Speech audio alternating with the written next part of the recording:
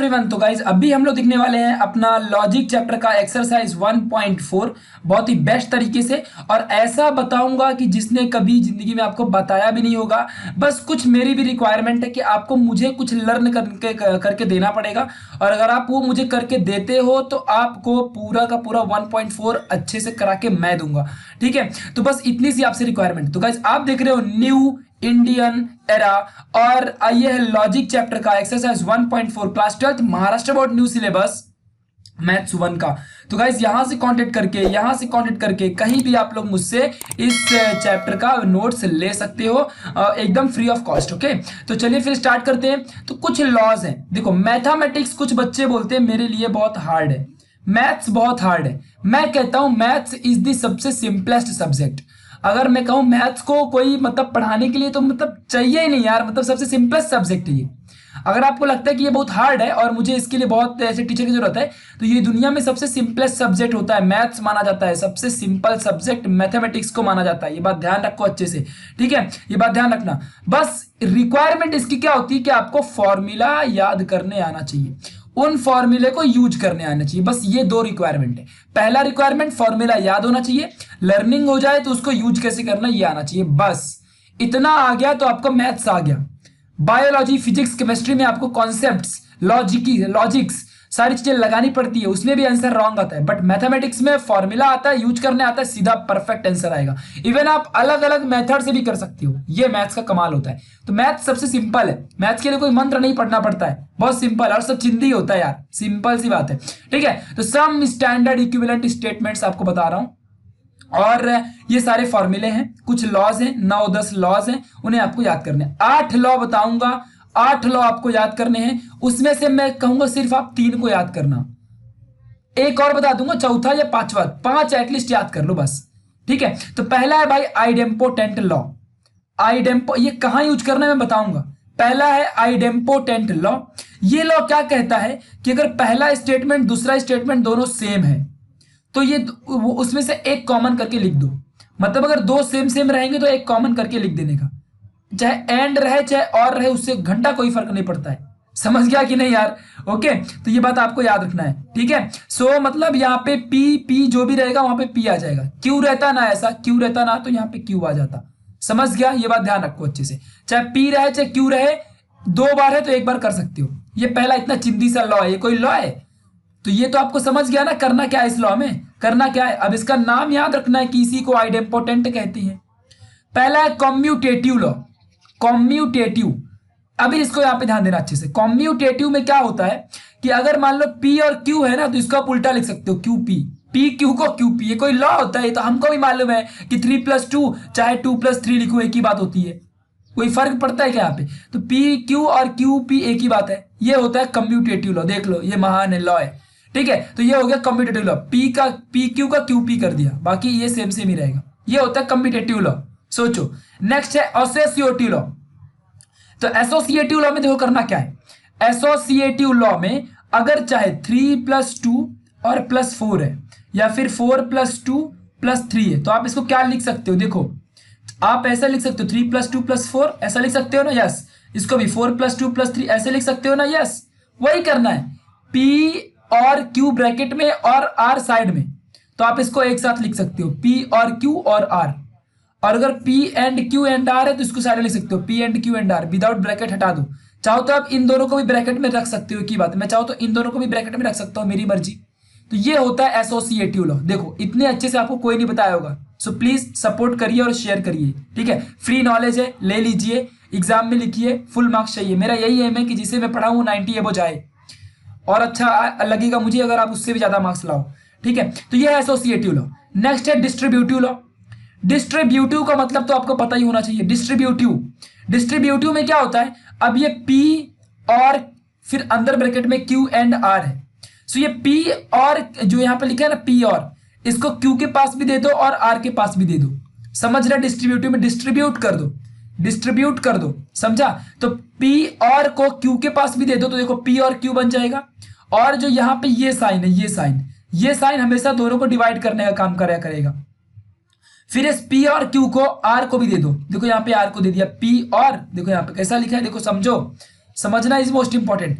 P और इधर है और R इधर आ गया, ऐसे यहाँ पे P और Q इधर है और Q इधर आ गया, और ये जो साइन है वो इधर आ गया। ये होता है आपका मतलब इस चीज को मल्टीप्लाई करना है। अगर मैं आपसे कहता कि ये 3 और 2+3 है, यहाँ पे क्या करते 3 इंटू 2 प्लस यहाँ पे क्या करते 3 इंटू 3, ऐसा करते ना, वही जस्ट मल्टीप्लाई करना है। यहाँ पे बस P और को अंदर लेके जाना। अब यहाँ पे देखो P एंड को अंदर लेके जाऊंगा तो Q के पास लेके जाऊंगा तो P एंड Q बन जाएगा। ये साइन हमेशा दोनों को डिवाइड करेगा, यहाँ पे मतलब सेपरेट करेगा। और P एंड Q को R के पास लेके जाओ, देखो P एंड और R के साथ लेके गया। ये होता है डिस्ट्रीब्यूटिव लॉ, समझा। चलो ये डिस्ट्रीब्यूटिव लॉ याद रखना पड़ेगा। यहां से क्या याद करना है, देखो यहां से ओनली इसमें फोकस करो, ओनली इसमें फोकस करो। अब यहाँ आगे बढ़ते हैं, ठीक है। चलो तो ये बाकी की तो आपको चिंदी है ना यार, आते हैं ना, कितने चिंदी है, कोई लॉ है वो, ठीक है। आगे आइडेंटिटी लॉ। आइडेंटिटी लॉ क्या कहता है ये समझना इज मोस्ट इंपॉर्टेंट। मैंने बोला था ना आपको, और मींस क्या होता है, एक भी ट्रू तो ट्रू। इसका मतलब क्या होता है, एक भी ट्रू तो ट्रू। मतलब मान लो अगर P और ऐसा मान लो T और F लिखा है, एक भी ट्रू कौन सा ट्री आएगा तो 2 आएगा आंसर। आंसर क्या आएगा, T आएगा। इसका मतलब क्या होता है, एक भी फॉल्स तो फॉल्स, समझा कि नहीं, एक भी फॉल्स तो फॉल्स। इसका मतलब ये मैंने पहले वीडियो में बताया था, ये ट्रिक है। यहां पे देखो P और F लिखा है ना, F क्या है, फॉल्स है, तो इसका मतलब P क्या है, ट्रू है। ऐसे यहां पे देख लो, F क्या है, फॉल्स है, मतलब P ट्रू है। यहाँ पे T क्या है, ट्रू है, मतलब P फॉल्स बन गया। समझ लो ना, पहले समझ लो क्वेश्चन को। ऐसे यहाँ पे देखो T मतलब ट्रू होता है तो इसका मतलब P क्या हो गया, फॉल्स हो गया। चलो तो अब इसमें समझते हैं, एक भी फॉल्स, यहाँ पे देखो क्या दिया है, एक भी और है ना, अच्छा और है, और दिया है ना, यहाँ पे और दिया है ना, तो एक भी ट्रू तो ट्रू, तो F क्या है, फॉल्स, इसका मतलब P क्या है, ट्रू है, तो यहाँ पे ट्रू आंसर आएगा। फिर बोलूंगा, ध्यान देना अच्छे से, एक भी ट्रू तो ट्रू होता है और में और F मतलब फॉल्स है, इसका मतलब P क्या रहेगा, P रहेगा ट्रू। ये ट्रिक है, ये कहीं लिखा नहीं है, मैं बोल रहा हूं, मैंने बनाई ट्रिक है, ठीक है। एक भी और मतलब क्या होता है, एक भी ट्रू तो ट्रू, F मतलब फॉल्स हो गया, T मतलब ट्रू होता है, तो इसका मतलब अगर यहाँ पे F फॉल्स है तो P ट्रू रहेगा। मान लो ऐसा, तो P यहाँ पे आ गया आंसर। एक भी ट्रू तो ट्रू ना, इसके लिए यहाँ पे क्या है, एंड है, एक भी फॉल्स तो फॉल्स, तो ये फॉल्स F है ना, F फॉल्स होता है, इसका मतलब P ट्रू है, और एंड का मतलब होता है एक भी फॉल्स तो फॉल्स, तो यहाँ पे फॉल्स आ जाएगा। इसमें आ जाओ, अभी और मतलब होता है एक भी ट्रू तो ट्रू, यहाँ पे T दिया है ना, तो T मतलब क्या होता है, ट्रू होता है ना, और मतलब क्या होता है, ट्रू, तो एक भी ट्रू तो ट्रू, यहाँ पे T आ जाएगा। ऐसे इस साइन का मतलब क्या होता है, एंड है ना, तो एक भी फॉल्स तो फॉल्स, यहाँ पे T क्या है, ट्रू है, इसका मतलब P क्या है, फॉल्स है, तो एक भी फॉल्स तो फॉल्स, P फॉल्स है। ये होता है आइडेंटिटी लॉ, इसको आपको याद करना है। वहां पे डिस्ट्रीब्यूटिव, यहाँ पे आइडेंटिटी लॉ। F वाला देखते हैं, complement law. Complement is most important, इसे भी आपको याद करना पड़ेगा, ठीक है। चलो ध्यान देना क्या करना है इस लॉ में। देखो एक भी मतलब देखो दो सेम रहेंगे, पहली बात दो सेम है, उसमें से अगर एक निगेटिव रहा, दो सेम है उसमें से अगर एक निगेटिव रहा, तो मैंने बोला है ना, इसका मतलब क्या होता है, एक भी ट्रू तो ट्रू, ऊपर वाला ट्रू के लिए देखा जाता है, यहाँ पे ट्रू लिख देना। अब देखो यहाँ पे दोनों अगर सेम रहे और एक भी यहाँ पे नेगेशन है, मतलब एंड है ना, और एक भी अगर मतलब एंड मतलब क्या होता है, एक भी फॉल्स, मतलब एंड मींस फॉल्स और मींस ट्रू, तो यहाँ पे फॉल्स हो जाएगा। कब ऐसा, अगर मान लो Q and negation of Q है, ये सेम है ना नेगेशन के साथ, तो इसका मतलब क्या होता है, फॉल्स होता है, तो यहाँ पे फॉल्स लिख दो F। और अगर यहाँ पे और है नेगेशन ऑफ, यहाँ पे क्या है, P लगाओ, P दोनों सेम है ना, इसका मतलब क्या होता है, ट्रू होता है ना, तो यहाँ पे T लगा दो, दैट्स इट। समझा, इसका मतलब ट्रू, इसका मतलब फॉल्स, इतना चिंदी मेथड। ऐसे इन्वॉल्यूशन लॉ, ये तो चिंदी ना यार, F का नेगेशन T होता है, T का नेगेशन F होता है, P का नेगेशन P होता है, तो बच्चा ही बताएगा। H डी मॉर्गन्स लॉ, ये याद कर लो, बहुत ही इस्तेमाल होता है, जल्दी जल्दी कभी कभी इस्तेमाल होता है। और ये तो मैंने फॉर्मूला इसके पहले वाली एक्सरसाइज 1.3 की स्टार्टिंग में बताई है, जाके देख लो उसे। तो नेगेशन ऑफ P और Q क्या होता है, नेगेशन ऑफ P और यहाँ पे और का एंड बदल दो, और negation of Q, that's it. Negation of P and Q क्या होता है, कितना चिंदी ने यार, ये नेगेशन ऑफ P और एंड का और बन जाएगा, और नेगेशन ऑफ Q आ जाएगा, Q का negation of Q, that's it, खत्म कहानी। और बाकी इसके पहले की वीडियो में तो मैंने बताया है कि अगर इसका नेगेशन बोल दिया तो क्या लिखोगे, P and negation of Q only. Why, because ये एरो में क्या होता है कि ये नेगेशन ओनली Q के पास आता है, और ये खुद एंड में बदल जाता है।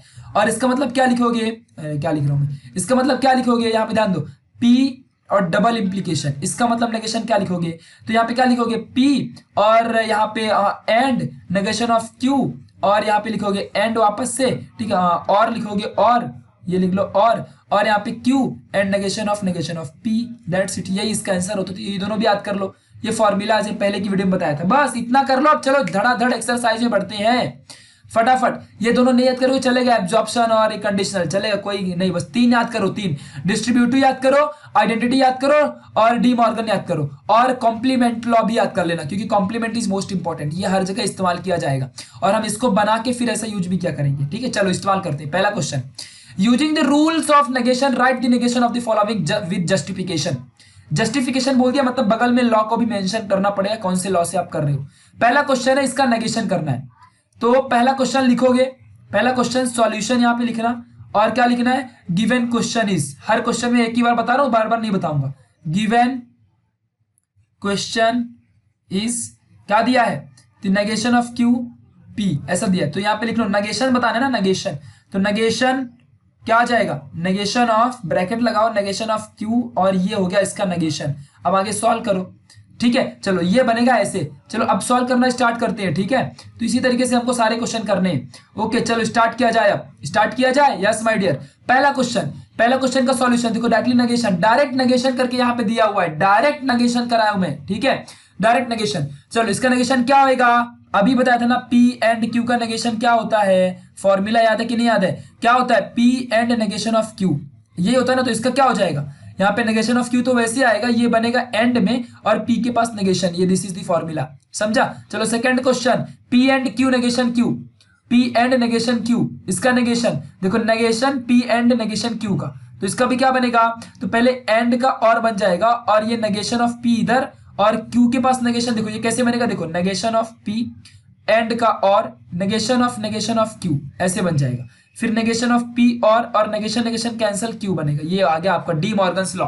यही होता है डी मॉर्गन्स लॉ, बताया था ना डी मॉर्गन्स लॉ, वही नेगेशन वाला फॉर्मूला यार, बताया था कि नहीं बताया था डी मॉर्गन्स लॉ। कैसे देखो ना, यहाँ पे देखो ना, ये क्या है, देखो यही तो फॉर्मूला है, नहीं तो हमको पता है ना फॉर्मूला उल्टा करने का नेगेशन में, और उसी उल्टा करने वाले लॉ को डी मॉर्गन लॉ कहते हैं। बस नाम आपको आता है, बस उसका नाम याद करना है। क्या याद करना है उसका, आपको सिर्फ नाम याद करना है, समझ गया, आपको आता है बस उसका नाम याद करना है, तो इसे कहते हैं डी मॉर्गन्स लॉ। ठीक है, ऐसे यहां भी देख लो, ये आपका क्वेश्चन है, इतना आपका क्वेश्चन है, यहाँ पे नेगेशन लगा दो, नेगेशन लगाओगे तो ये भी वैसे ही बन जाएगा। कैसे, नेगेशन ऑफ पी और का एंड नेगेशन ऑफ क्यू ऐसे बनेगा ना। यस, नेगेशन ऑफ पी आगे सॉल्व करो तो ये बन जाएगा क्यू, ये आ गया आपका डी मॉर्गन्स लॉ के थ्रू, यही है डी मॉर्गन्स लॉ से। मतलब डी मॉर्गन लॉ में क्या होता है, अगर मान लो पी और क्यू है तो क्या करने का, पी ऐसे आएगा और का एंड बदलेगा और इसके पास भी क्यू जाएगा। बट अगर यही ऐसा रहेगा ऐसा, तो ये डी मॉर्गन्स लॉ नहीं, ये फॉर्मूला होता है डिसजंक्शन या इम्प्लीकेशन वाला। क्या करने का, यहाँ पे पी और ये बनेगा एंड में, और यहाँ पे सिर्फ लगेगा एरो के साइड में ओनली नेगेशन लगेगा, ये मैंने पहले वाली वीडियो में बताई थी। चलो अगला क्वेश्चन, पी और नेगेशन क्यू। तो पी और नेगेशन क्यू में यहाँ पे देख लो फटाफट, देखो तो पी और नेगेशन क्यू यहाँ पे दिया, अच्छा यहीं पे दिया पी और नेगेशन, अच्छा ये हो गया। चलो क्वेश्चन नंबर 4 देखते हैं, पी और नेगेशन क्यू एंड आर ये दिया हुआ है, तो यहाँ पे क्या करोगे, पी देखो क्वेश्चन सिर्फ इतना ही है और डायरेक्टली यहाँ पे नेगेशन कर दिया, तो कैसे निकालोगे, वही डी मॉर्गन लॉ, पहले अंदर दे दो, इसका नेगेशन बनेगा, तो कैसे आओगे, देखो इसका नेगेशन पी और नेगेशन ऑफ क्यू पहले इसके पास आ गया, फिर एंड का और बन जाएगा और नेगेशन ऑफ आर, फिर क्या बनेगा, नेगेशन ऑफ पी और का एंड, और ये नेगेशन ऑफ क्यू एंड, क्या मतलब नेगेशन क्यू ऑलरेडी है, यहाँ पे नेगेशन आएगा तो क्यू बन जाएगा ओनली, और ये और negation of R, this is your answer. देख लो डी मॉर्गन लॉ से आ गया। ऐसे इसका भी देख लो, ये आपका क्वेश्चन है। चलो अब देखो, तो पी यहाँ पे दिया हुआ है ना, तो नेगेशन ऑफ, जब यहाँ पे पी और ये नेगेशन लगाया, नेगेशन ही तो सॉल्व करना है ना इसके लिए, और जस्टिफाई करते जाना, ये जस्टिफिकेशन होता है। चलो इसका फॉर्मूला मैंने बताया था, क्या बनेगा इसका फॉर्मूला, यहाँ पे ध्यान से देखो, पी और इसका मतलब एंड हो जाता है और नेगेशन इसके पास आएगा, पी और नेगेशन ऑफ क्यू, ये बन गया। Then P and negation of P और का एंड नेगेशन ऑफ क्यू, और उसका भी नेगेशन क्यू बनेगा, दिस इज योर आंसर। देखो यहाँ पे डी मॉर्गन लॉ से, और ये फॉर्मूला। चलो ऐसे इसका भी देख लो, तो आप अभी कर ही लोगे ना, उल्टा करना होता है बस, इतना आसान सा है और कुछ करना नहीं है, मतलब बस इतना याद रखो यार, पी और अगर क्यू है ना, इसका नेगेशन क्या होएगा, पी नेगेशन और का एंड करने का, और एंड होता तो और हो जाता, और यहाँ नेगेशन लगा दो, पहला दूसरा, ये पहला हो गया। दूसरा फॉर्मूले में क्या करने का, अगर ऐसा दिया हुआ है ना, यहाँ पे नेगेशन है, तो पहले पी लिख लो, इसको एंड में कन्वर्ट करो, और उसके बाद इसका नेगेशन यहाँ पे एरो के साइड में लगा दो, दिस इज दैट्स इट, खत्म। यही होता है, इतना चिंदी सा लॉ लगाना है बस। लॉ नाम भी नहीं याद रहेगा ना, तो भी आपको यहाँ पे अगर जस्टिफिकेशन नहीं लिखते हो तो भी 1 मार्क्स तो मिल ही जाएंगे। ठीक है, मतलब अगर 2 मार्क्स का तो आता ही है, 1 मार्क्स मिल जाएंगे। ये पास कराता है लॉजिक, याद रखो, फेल होने वाले बच्चों को। ये भी हमने कर दिया। चलो अभी इसको देखो, इसको देखते हैं। चलो क्वेश्चन नंबर 6 है, क्वेश्चन नंबर 6 देखो यहाँ पे, ये इतना ही आपका क्वेश्चन है, यहाँ पे हमने नेगेशन लगा दिया। ठीक है, तो नेगेशन लगाया तो क्या होएगा, सबसे पहले किसके पास, इसका फॉर्मूला क्या होता है, अभी देखो P एंड Q जैसा ही है ना, अब P के जगह में चाहे पहाड़ लग दो, उसमें क्या फर्क पड़ता है। ठीक है, तो यहाँ पे क्या आ जाएगा, P और नेगेशन ऑफ Q का, यहाँ पे देखो नेगेशन Q के पास जाएगा जो एरो के साइड में है, और एरो एंड में बदल जाएगा। फिर ये नेगेशन अंदर दे दो तो नेगेशन ऑफ P और एंड का और नेगेशन ऑफ Q और उसका नेगेशन Q बन जाएगा। ये डी मॉर्गन लॉ से होता है, और दिस इज योर फॉर्मूला। समझा। ऐसे ही ये लास्ट वाला क्वेश्चन देख लो, लास्ट वाला ये क्वेश्चन देखो यहाँ पे, इस क्वेश्चन का डायरेक्टली नेगेशन कर दिया। देखो यहाँ पे ये क्वेश्चन है, ठीक है, ये आपका ये देखो ये क्वेश्चन है और इसका नेगेशन कर दिया। चलो तो क्या करोगे, नेगेशन किया तो ये क्या है, और है तो इसका एंड बनेगा, और पहले इसको नेगेशन, तो देखो यहाँ पे पहले इसको नेगेशन दे दिया, फिर उसके बाद देखो दूसरे को नेगेशन, और यहाँ पे देखो इसको नेगेशन दिया, मतलब दोनों को, ऐसा है ना ये, ऐसा है ना ये, तो इसको इसका नेगेशन क्या होता है, तो negation of P and negation of Q ऐसा बन जाएगा। समझ में आया क्या, यस माय डियर, ओके।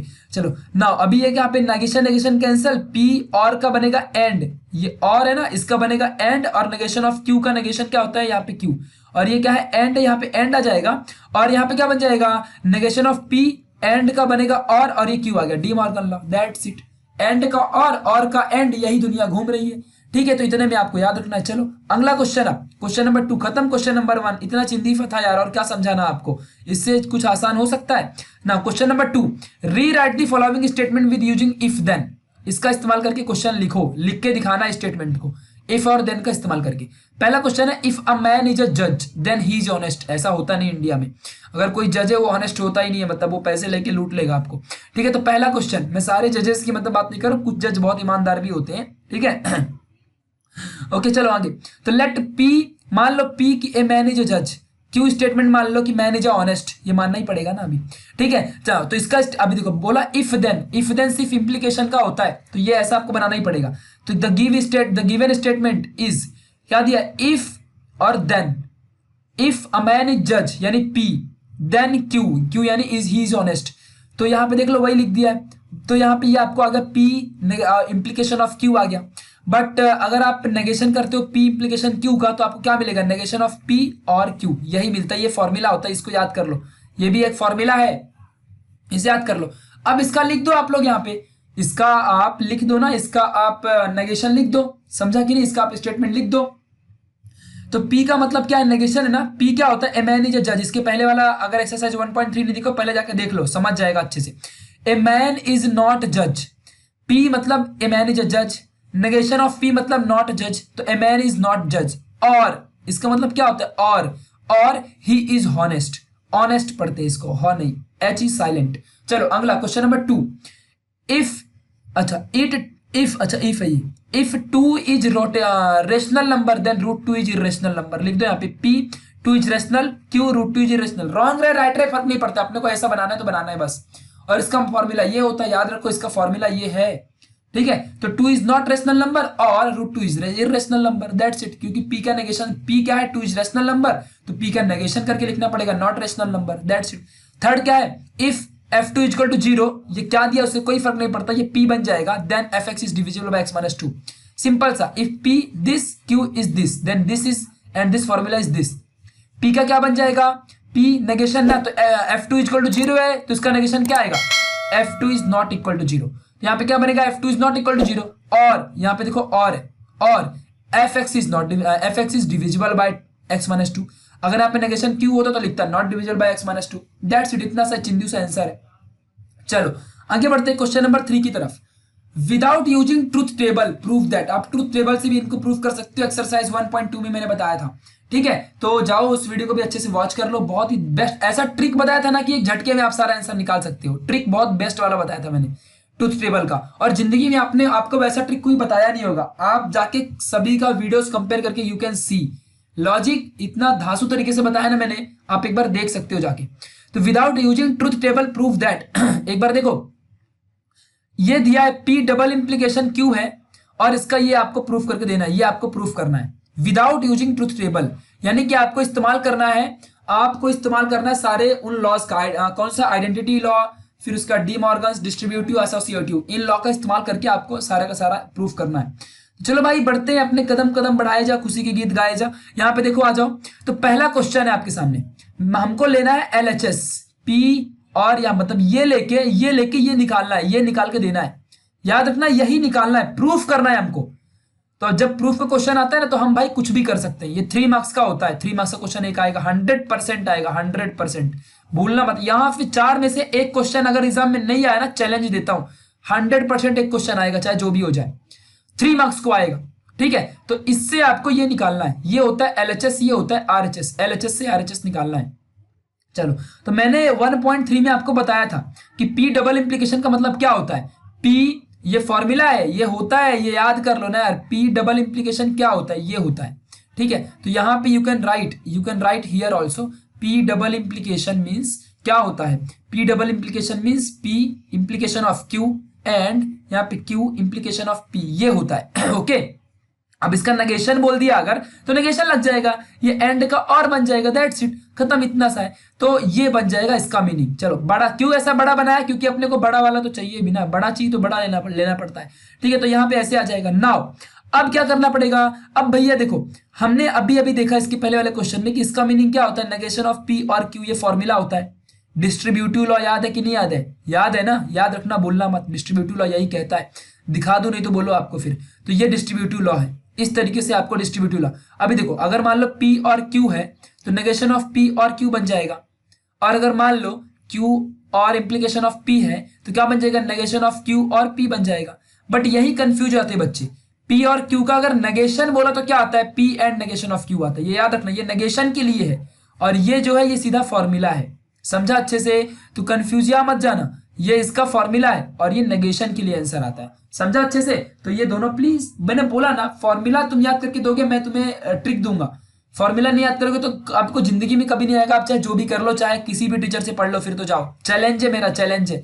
नहीं तो फिर मैथ ही छोड़ दो, इससे अच्छा ये सब याद, मैं जो बता रहा हूँ उसे याद नहीं करोगे ना, बैठ के वीडियो पॉज करके यहीं की यहीं, तो हो गया गए काम से, फिर तो तुम फिर तो कुछ समझेगा भी नहीं। चलो, तो नाउ अभी आगे देखना, नेगेशन ऑफ P और Q है एंड नेगेशन ऑफ Q और P है यहाँ पे। तो अब देखो क्या करोगे आप लोगों को यहाँ पे डिस्ट्रीब्यूटिव लॉ लगाना पड़ेगा। क्यों लगाना है आपको आगे समझेगा, कुछ चीजें पहले ही नहीं समझती हैं, आगे समझेगा क्यों करना है वो अभी पता चल जाएगा आपको। ठीक है, तो नेगेशन ऑफ P एंड यहाँ पे देखना ध्यान से, नेगेशन ऑफ P है और यहाँ पे क्या है, नेगेशन ऑफ Q और P। मतलब मैं क्या कर रहा हूं, जान रहे हो, कुछ समझा कि नहीं समझा। डिस्ट्रीब्यूटिव लॉ क्या बोलता है, डिस्ट्रीब्यूटिव लॉ बोलता है कि मैं मल्टीप्लाई कर सकता हूं, किसका, देखो यहाँ पे नेगेशन ऑफ P और को मैं नेगेशन ऑफ Q के साथ लेके जा सकता हूं, मतलब नेगेशन ऑफ Q और P के साथ, और फिर उसके बाद यहाँ पे देखो ये Q को वापस से मैं नेगेशन ऑफ P और Q के साथ लेके सकता हूं। डिस्ट्रीब्यूटिव लॉ लगा रहा हूं ना, समझ रहे हो कि नहीं समझ रहे हो।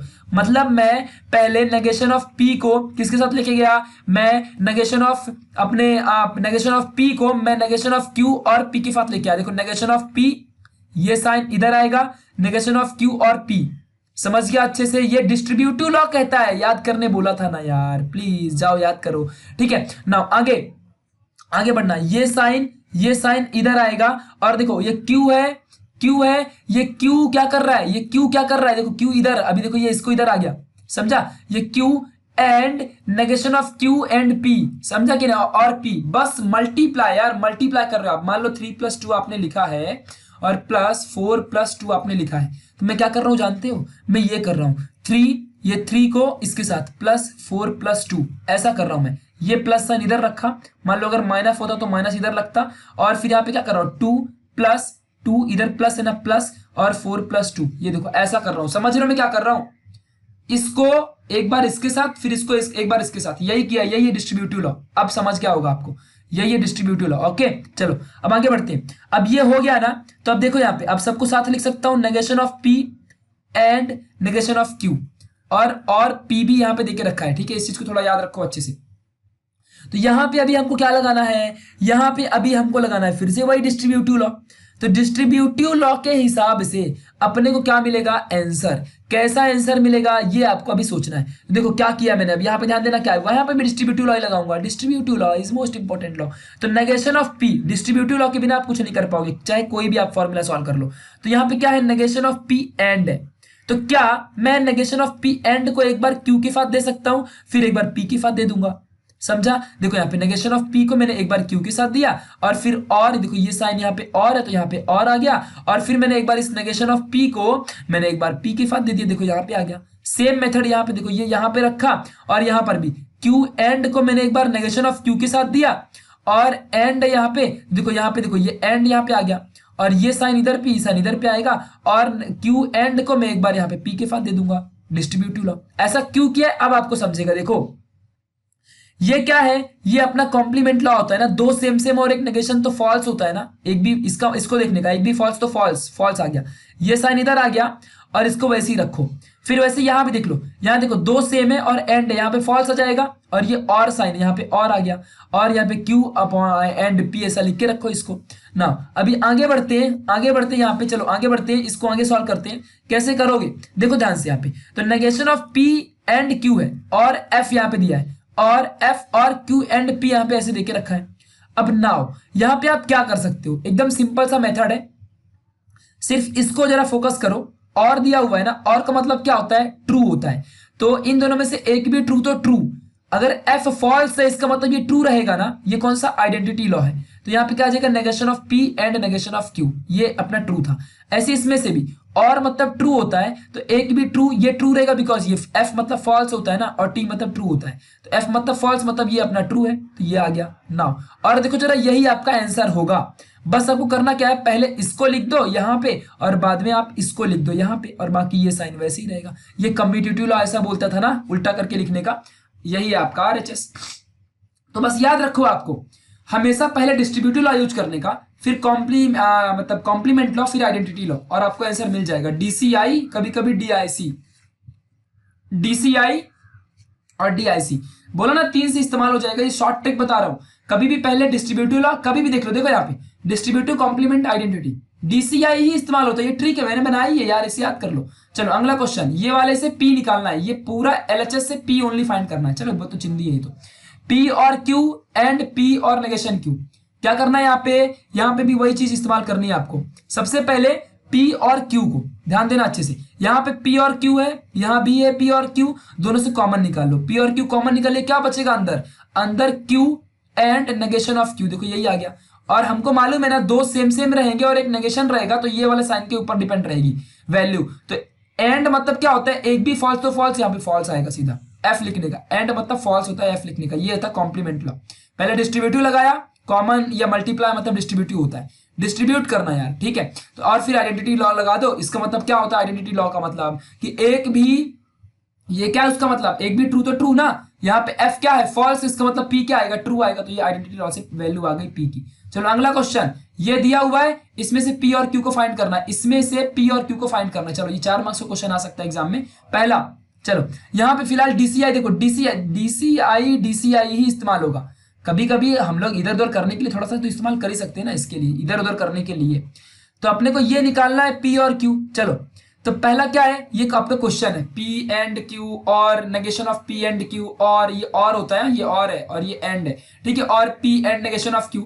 कम्यूटेटिव लॉ से इसको क्या कर देते हैं हम लोग, कम्यूटेटिव लॉ से यहाँ पे इधर उधर करते हैं। क्यू करना है वो समझो पहले, क्यू करना है, ध्यान देना अच्छे से।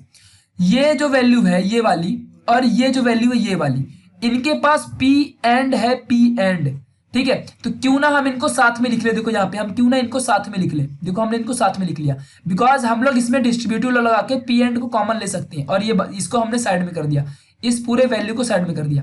देखो यार मतलब अगर ये लिखा है ना तो इसके आगे वाला साइन उसका साइन कहलाता है, ठीक है। तो उसको देखो पूरा साथ में लेके निकलूंगा मैं, साइन के साथ, वो एंड और को साथ में लेके, तो ये आपका डिस्ट्रीब्यूटिव लॉ लग गया। चलो अब यहाँ से पी एंड, जिसके लिए मैंने कम्यूटेटिव लॉ लगाया था, तो अब उसको इस्तेमाल करते हैं। तो पी एंड को हमने किनारे पे ले लिया और अंदर क्या बचेगा, क्यू, और ये नेगेशन ऑफ क्यू आ गया, और बाकी इसको छापते जाओ। नाउ अब आगे क्या करोगे, इसमें क्या करोगे, ध्यान देना अच्छे से, बहुत इंपॉर्टेंट है ये।